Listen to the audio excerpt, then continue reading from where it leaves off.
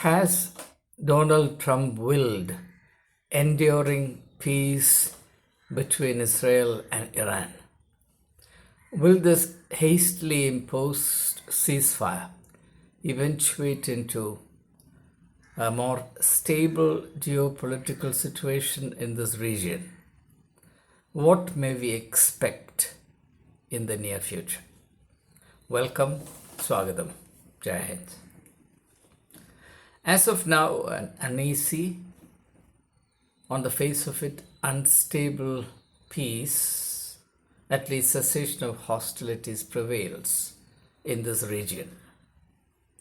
The war between Israel and Iran is a study in itself.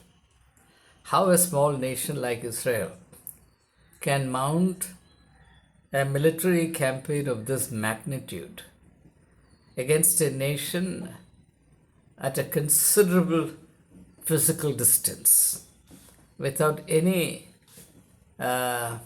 camp or support base of its own in this region is quite an astonishing question.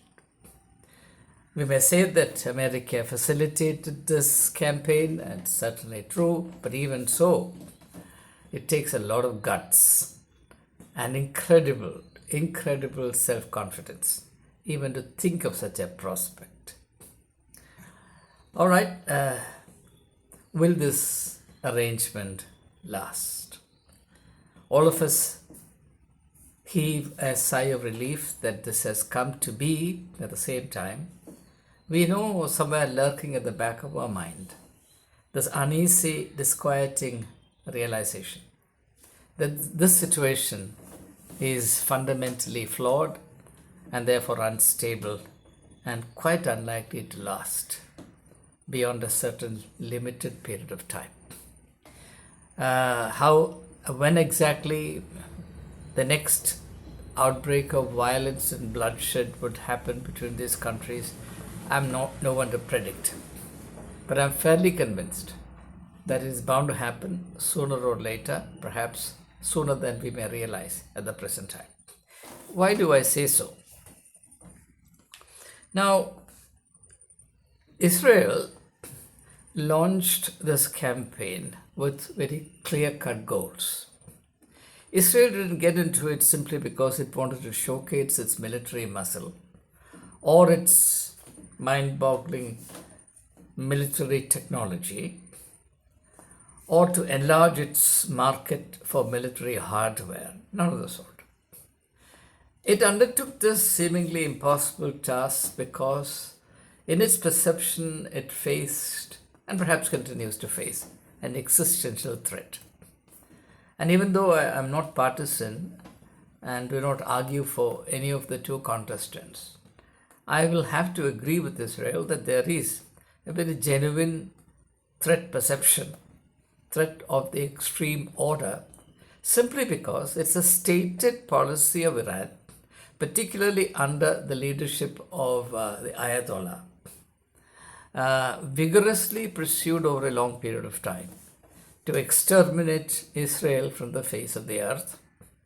And even a clock is established in Tehran to mark the countdown towards that wonderful day, the day of liberation, when not a Jew will be left living on the face of the earth. Now, therefore, if Israel perceives an existential threat, it is understandable. Whether that threat is really well-founded or how soon the threat will materialize, these are questions hard to decide. After all, the Iranian nuclear program has been shrouded in comparative obscurity, even though Iran was under the nuclear non-proliferation regime. A great deal of its nuclear activities were conducted in a clandestine manner, which served only to intensify the apprehensions of countries like Israel and its ally, the United States. Now, the declared goals of the Israeli campaign have not been achieved. Much depends on the truth about whether or not the nuclear program of Iran has been to use Donald Trump's favorite word, obliterated. Obliterated. Obliterated. For good reasons. The world in which we live is a world of ambiguities. Nobody knows really what's happening. Nobody knows what is the truth. Is Iran about to make a nuclear bomb? If it intends to make a nuclear bomb, how soon will it be able to lay its hand on a bomb? To what extent does Iran have the technical and human manpower resources to make a bomb, so on and so forth? But all of this, there is limitless ambiguity. Now, even regarding the current position, has America succeeded in obliterating these facilities, particularly further? Nobody really knows. Israel says a great deal of damage, serious damage has been inflicted on the facility, but it's still different from qualitatively several notches below President Trump's claim that the whole thing has been obliterated. Now, the Iranian parliament has decided that Iran's nuclear facilities will no longer be subject to verification by the IAEA, International Atomic Energy Agency. Therefore, and they are also threatening to seriously thinking of redefining Iran's position vis-a-vis NPT, Nuclear Non-Proliferation Treaty. Now, this, in my opinion, clearly indicates Iran's nascent determination and eager desire to go nuclear. If Iran had some hesitation to go in the nuclear way or build a bomb till last month, that hesitation seems to have completely evaporated. And a new conviction seems to have dawned on Iran that the only way to defend itself against the might of Israel and America is to have a nuclear weapon, following the inspiring example of North Korea, which commands a lot of respect in the eyes of Trump because it's a nuclear power. So, one of the unfortunate consequences of this mind-boggling military enterprise is to legitimize the desire on the part of many nuclear threshold countries to acquire nuclear weapons of their own. Take the tragic plight of Ukraine. If Ukraine had sat with the nuclear arsenal it had, considerable arsenal, it had the third largest nuclear arsenal in the world in 1994. Unfortunately, that country quite naively gave in to the assurances given by America, UK and Russia, Putin himself, that the country will be safe, its security needs will be taken care of, and its nuclear arsenal was handed over to Putin. Had this unfortunate development not happened, had the Budapest Memorandum not been ratified, Ukraine would have been absolutely safe, and this massive tragedy that we have witnessed taking place over a period of 3 years and more would not have happened at all. So all these things together create a universal compulsion operating strongly on many countries to go nuclear. So on the one hand, you're trying desperately hard to prevent the proliferation of nuclear weapons. On the other hand, you're creating a geopolitical situation globally that unless you're armed to the teeth with nuclear weapons, you will not be safe. Now, this is sheer madness. And unfortunately, this Israeli launch campaign against Iran, no matter how justified it might seem prima facie, has this very unfortunate long-term consequence of devastating the very foundation of NPT and nuclear disarmament. More and more countries are sure to go nuclear in the next, say, 10 to 20 years. Now, the second issue here is that from the Jewish or Israeli point of view, if the Iran question is to be settled, there's no alternative to effecting a regime change. And there is some sense to it. Because the Ayatollah-led regime has put its entire emphasis on and staked its future on destroying Israel. And the only way Iran can achieve that goal is by creating a nuclear weapon.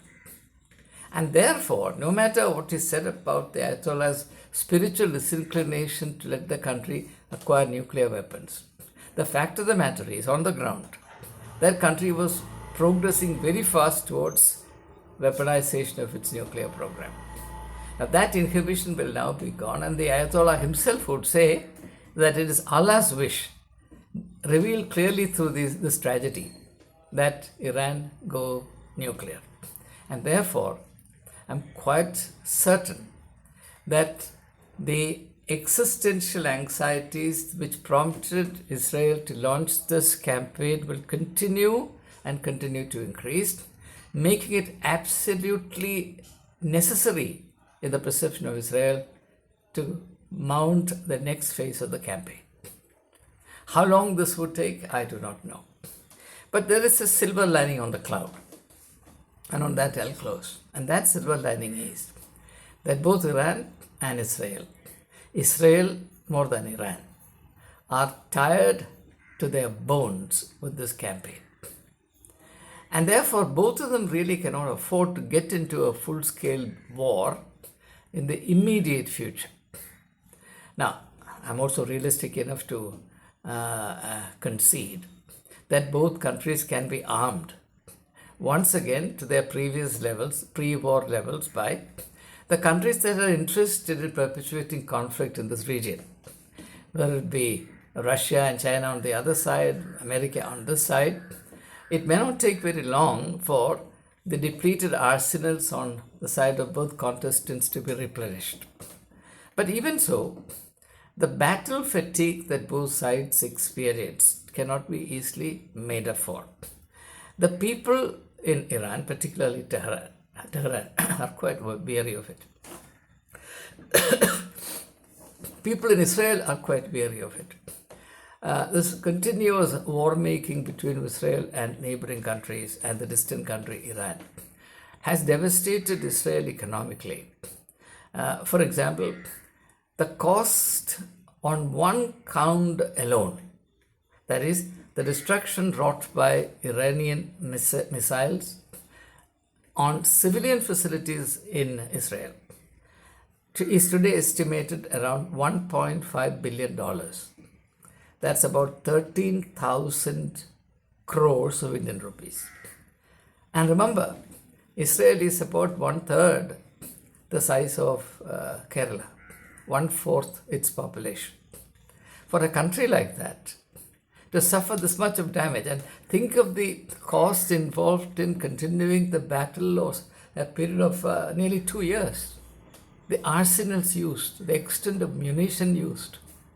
Imagine hundreds of planes flying between Israel and Iran with mid-air fueling for 12 days, not continuous. How do you do this kind of thing? And how much will you burn up? So there is an economic cost, and that economic cost is quite prohibitive. Take, for example, the universally respected Israeli air defense system, the multi-layered air defense system, Iron Dome, David Sling, Arrow 1, Arrow 2, and whatnot. All of them are prohibitively expensive. They're far more expensive than the drones and the missiles coming in. Who will compute how much Israel has spent in the last 20 months? Can Israel continue to do so? But not only that, much of the Israeli fighting force is drawn from the reservists. These are the people who are working in the different walks of life, different areas of production, whether it is agriculture, industry, other professional areas, etc. So Israel as a nation almost came to an end at the time when the military campaign began in the wake of the October 7 Hamas attack on Israel, which is also part of the aim in that campaign to ruin Israel economically. But since then, all that has happened has cost Israel the earth. Therefore, it's not easy for Israel to think of another campaign in the near future. And therefore, that's perhaps the only silver lining on the crowd. Just as you don't expect a 90-year-old man and an 80-year-old wife of his, both bedridden with old age, getting up and suddenly starting a fight. The reason why there is conjugal felicity or this conjugal peace in that house is that both of them are permanently confined to their beds. So that kind of peace will prevail for some more time, at least that's what I hope. But at any rate, one thing is absolutely certain. The ground for enduring peace has not been achieved, has not been created. No one really seems to be interested in creating that enduring ground, and therefore, enduring peace in this region doesn't seem to be a realistic hope. And the basic questions remain to be addressed. What about the situation in Gaza? Will the two-nation theory hold? Will it be acceptable to Israel? Israel has never accepted it, and there is no indication that it will accept it in the near future. Israel also realizes it has not achieved any of its proclaimed goals in this Iranian operation, and it caved in because it could not afford to displease Trump. And this is a politically costly situation for whoever aspires to be the leader in Israel. Netanyahu will have to face very serious difficulties in the near future, and no matter what Trump does to rescue him, by even indirectly ordering the court system in Israel to spare Netanyahu, the fact remains that nobody can save him, because I may sound moralistic, but I ardently believe in this. A man whose hand is soaked in blood cannot enjoy the fruits of his atrocities for any amount of time. If he is allowed to do so, then we insult the very idea of being human. I look forward to the imminent downfall of Netanyahu. I also have genuine apprehensions about what's going to happen to America. I've already dealt with the subject in a previous video. The Americans, unfortunately, remain almost druggedly insensitive to the terrible harm that America is doing to itself. America has premised itself now on an extremely dangerous ground of domination by force, which is completely unrealistic and forever unstable. This will deplete America of all its vitality. It will corrupt its moral foundation, and it will undermine its national cohesion. And America will become what Abraham Lincoln said it should never become, a house divided against itself. Remember the famous Gettysburg speech? A house divided against itself cannot stand. And America is fast becoming a house divided against itself. And that division, that virus of division, is now invading, as is bound to happen as per the logic of nature, history, and life. That virus of division and disunity is invading the Republican camp as well. So it's very, very tricky times, interesting times, and we have to watch and see how things are going to play out. But I say it again, the seeming peace that prevails in this region between Iran and Israel will be short-lived. There will be bloodshed, death and destruction taking place quite soon, and I hope and pray that somebody would have the wisdom to realize that unless fundamental issues are solved on the basis of justice, perceived justice, not enforced justice, an arrangement which is perceived to be just by both parties, the idea of establishing enduring peace in this region is a mirage. And I hope I'm proved wrong. But unfortunately, as of now, I don't see any ground for changing my views. So thank you very much. Let's hope and pray that the resources of the world will not be burned up and wasted by this perverse streak of the cult of violence in human nature, and that human beings will develop the basic common sense of being able to live in mutual respect and brotherhood, addressing human needs rather than chasing the vain shadows of human ambition and greed. All the very best. Bye.